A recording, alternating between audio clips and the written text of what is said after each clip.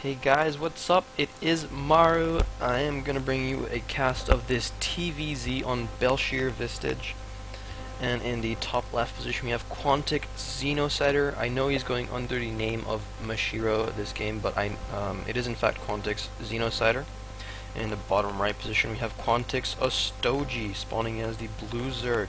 So it is going to be a TVZ, a sick matchup that has changed quite a lot now that Heart of the Swarm's out, with Bio Widowmine being a big unit composition that a lot of Terrans have been favoring, just because, with the nerf of Infestors, and with the buff of Mutalisks, Ling Bailing Muta has become kind of the standard for Zergs, and so biological units together with Widowmines just seem to do a pretty good job.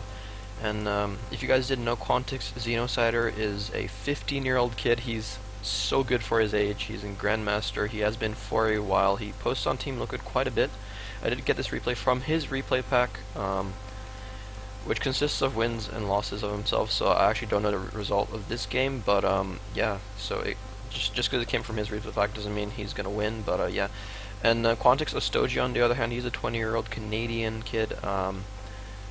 I say kid, and I'm 20 as well, but but yeah, he's one of the up and comers in the scene. But I feel like just because he is in university at the moment, it does hold him back in terms of how much he can practice. And some of his achievements do include, I do believe, WCS 2012 Canada. He was runner-up behind Scarlet, which is a pretty big accomplishment, just because people like Huck and Scarlet are from Canada, and I'm sure there's a lot of players that I can't remember right now, but that do come from Canada who are decent players. But it does look like XenoCider over here opting to go for a gas before expansion, and it does look like it was a 12-12 Reaper build, and he does opt to wall off before he grabs his expansion. This Reaper pressure should be pretty good, especially on a map like this. Whoa, sorry, mouse kind of spazzed out. You do have a lot of space around the natural to kind of kite around. If you not too many ledges into the main, but still, the main is quite open, so you can kite around quite nicely. Ostojiy did go for a pretty standard opening, 15 hatch into I think 16 pull, queen coming out, double queen coming out actually. And the Reaper does move across the map. An expansion has started on the other side. XenoCider being a little bit conservative with his command center placement, placing it on the high ground. The Reaper does move in over here. The Lings are actually done, and that makes me feel like this was a 13 gas instead of a 12 gas, which makes the Reaper slightly delayed, but it does let you have your SCV production quite smoothly. And the Reaper does pick off those first two Lings, so that means that the only scouting that Ostojiy is going to get is with this Overlord for now. And he spots that there's no expansion, so at least he knows something. But I'm pretty sure he can't expect that there will be an expansion behind us. And oh, nice trap set up right here by Ostojiy, warding away the first Reaper with this queen, doing quite a lot of damage to it, and moving this queen over here, knowing that the Reaper would try to hop down over here. So the Reaper does go down, and a third command center coming down from XenoCider. And he is following this up with Hellions as well as a tech lab on the barracks. He probably is going to start stim as soon as possible once this starts, and going to bio play, and starting a third Hellion as well as a fourth. So he is going to go up to 4 Hellions. A lot of Zergs these days don't expect that many Hellions, to be honest, and it can pay off quite nicely. It does look like this drone does move out to secure the third base. The Hellions are not there in time to pick off this drone. That's a really nice move that you can do as a Terran, to pick off that drone that is moving to the third base location to plant that third base. But it does look like Ostojiy, I don't know what he spotted, but I guess because he didn't spot this expansion yet, he decided not to make that third base. And as soon as he spots the natural landing down, he does move, cancel one of the spines, and moves this drone over here to put down that third. And now the 4 Hellions are moving into the natural, but the queens, as well as with this semi wall off, The aliens do take quite a bit of damage, but they do sneak into the natural base, and already a bunch of kills gone down here. Just these aliens are doing so much damage right now, and they do get nice scouting information. They do spot the double gas. They know that speed isn't done yet, but it is out on the way.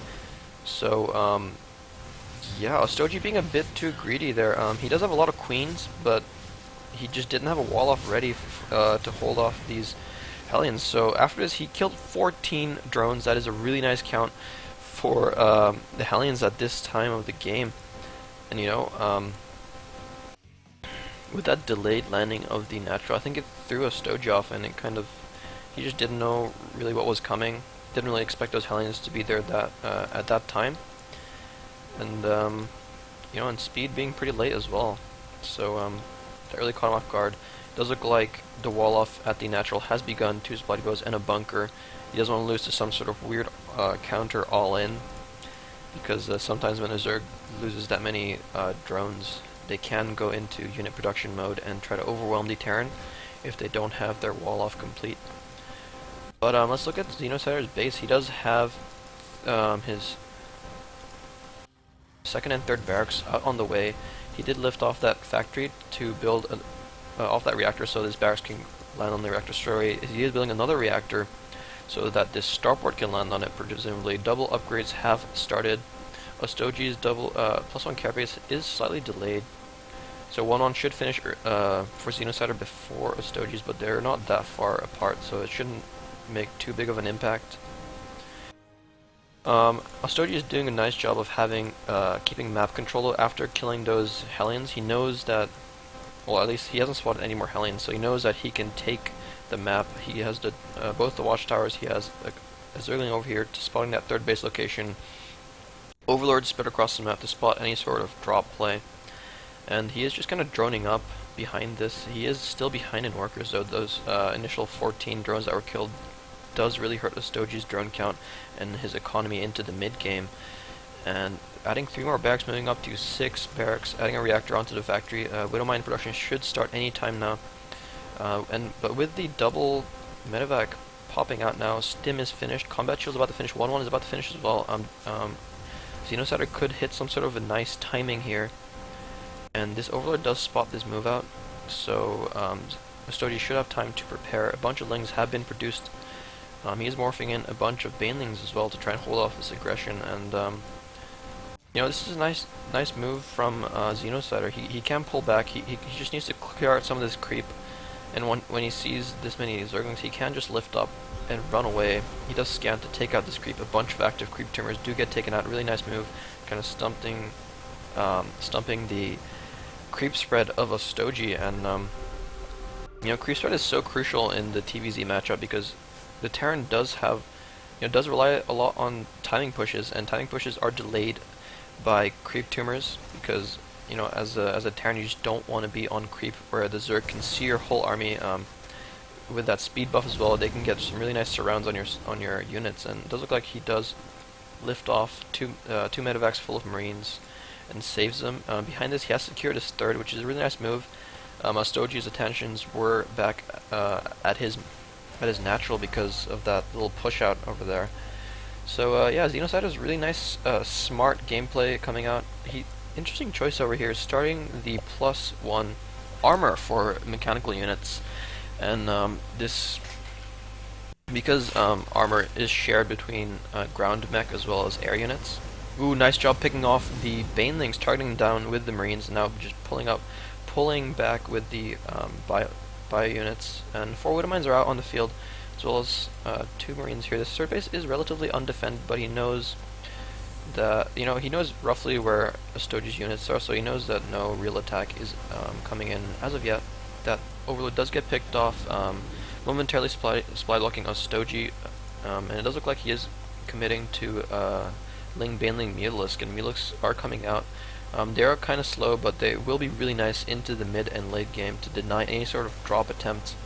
And Ostojiy does catch the third base quite undefended. The bunker was going down, but he does pick off a few drones there. I mean, sorry, SCVs there. But XenoCider are doing a nice job of doing a pincer attack onto those Lings, taking out the majority of them. This drop has moved out. I guess it did get spotted by his overlord, so XenoCider does opt to land it over here, but does load up again, seeing that there was no interception out on the way. Ostojiy probably missed that drop. He was probably busy controlling the lings over here, but it does look like the drop does land into the main. But with this many lings coming out and mutas on the field, this drop shouldn't do too much damage. And some nice spine crawler positioning here does prevent any damage from being done. The Marines are forced to target down that spine crawler before they can start to work on any tech structures or drones. And behind this does look like XenoCider using that drop for enabling him to move his main army into a nice aggressive position. And with this many Widow Mines, the Zerg really needs to be careful. You can't just move in with all his lings and banes, because if you do that, you know, these banelings are these Widow Mines are going to get some really nice hits off. And it does look like Ostojiy does move in from both sides, and Widow Mines getting some nice hits off, but a lot of the banelings have been taken out, and it is now ling and mutas against a lot of bio. But yeah, and with this many Marines left over, a lot of the mutas do get picked off, actually. And Ostojiy is down by 40 supply, and XenoCider finding himself in a really nice position in the mid game. Behind this, he is adding 3-3. This was a really nice 2-2 timing that he hit. He cleared out most of the army, but he does need to be careful not to get overwhelmed by the reinforcements of Ostojiy. One Widowmine does get picked off. Really nice job here. The Overlords actually tank one Widowmine hit, which is really nice for him. This does allow the Lynx to skirt by and surround this army. XenoCider, knowing that he's going to get overwhelmed, he does boost the medevacs over these units to keep them safe. And yeah, Overseer and Mutalisks do clear up another Widowmine, and that's really important for Ostojiy to do, because if he wants to engage his Terran army, he needs to make sure that there are no Widowmines sitting under the bio. And one last Widowmine is over here. Actually, there's 3 Widowmines right now, so Ostojiy does really need to be careful. But yeah, XenoCider is closing in this gap between the third and the natural. It's a really nice position to hold down. The Widowmines are actually unburrowed right now, and this does allow the banelings to get really nice hits onto the Marines. This one Widowmine does get a really nice hit off, though, so it does force Ostojiy to pull back, but 2 of the Widowmines have been taken out. And as I was saying before, getting this position over here, in between the third and the natural, is a really nice position as a Terran, because the Zerg, you know, it cuts off the reinforcements to the third, or any units that are produced from the third that try to move into the natural position will be able to be cut off by the forces. And behind this, it does look like XenoCider is producing a 4th command center. It does float over to the 4th position, as well as Ravens being produced, as well as a Corvid reactor coming out pretty soon here. And yeah, transitioning into that airplay is really nice for the Terran point defense drones, auto turrets, as well as the Hunter Seeker missile, which is so much cheaper now and is so much more effective. It's yeah, a really nice investment to move into, and it does look like +2 ship armor as well as mech armor is out on the way. It does make those Ravens a lot more durable, and if he wants to transition into BC production, if he does choose to do that, they will have a lot of armor and will be really hard to take out. And this drop does try to focus down this expansion, but Ostojiy does move most of his army there to try and take that. And XenoCider, realizing that most of the army is defending that 4th base, he does stim in and take out the 3rd hatchery. And Ostojiy has no choice but to move in, but the Marauders are in a really nice position to tank a lot of these baneling hits, and a lot of the banes do get taken out because they don't want to really waste themselves on those Marauders. But it does look like Ostojiy will be able to clean this up, but really nice reinforcements coming in for XenoCider. And yeah, at this point, these drones are not mining. Ostojiy has basically no units, and XenoCider is double the supply of Ostojiy right now. It does look like GG gets called out by Ostojiy. Really nice play from XenoCider there, really showcasing his nice Bio Widowmine play there, with some really nice macro behind this as well. Some really nice tactical play on that initial 1-1 push onto the creep to clear out the creep, allowing him to secure his 3rd base really nicely, and the other drop in the main, drawing Ostojiy's attention while he moved his army out onto the middle of the map, letting him secure this position really nicely. And even after that, you know, dropping this base, Ostojiy made the mistake of moving his army to defend it, but then that allowed XenoCider to stim in, take out that 3rd, So yeah, XenoCider showing some really nice. It was really basic play, but he did it really well, and I feel like that's a lot of people, including myself, forget that simple moves like that are so effective. Like even at this grandmaster professional level, and yeah, I'll definitely be keeping that in mind when I ladder, because I'm trying to move into high masters. Hopefully, I'm stuck at mid master right now. I do need to improve a lot before I can make that high masters rank. But yeah, I hope you guys enjoyed this cast. I definitely enjoyed watching this game, and I'll see you guys next time.